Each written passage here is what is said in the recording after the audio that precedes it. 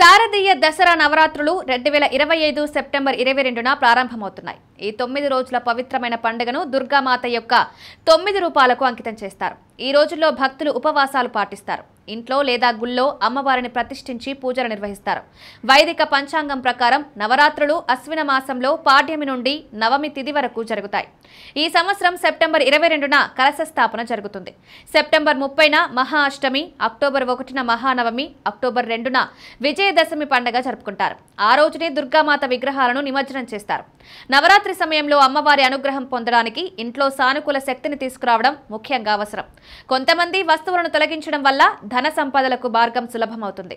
ఉజ్జయినిలోని ఆచార్య ఆనంద్ భరద్వాజ్ ప్రకారం నవరాత్రి మొదలైన ముందు ఇంట్లో కొన్ని అశుభకరమైన వస్తువులను తొలగించడం వల్ల దుర్గామాత శుభంగా ఇంట్లోకి వస్తారు. ప్రతికూల శక్తులు తొలగిపోతాయి.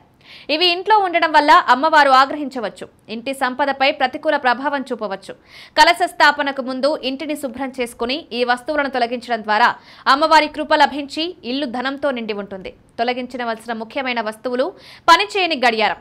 ఇంట్లో ఏ మూలైనా పనిచేయని గడియారం ఉంటే వెంటనే దాన్ని తీసేయాలి లేదా సరిచేయాలి.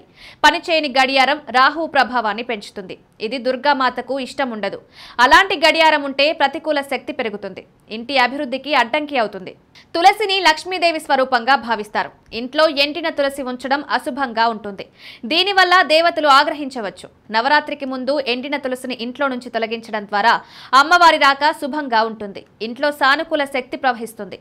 పగిలిన విగ్రహాలు, చిరిగిన చిత్రపటాలు ఉంటే వాటిని వెంటనే బయటపడేయాలి.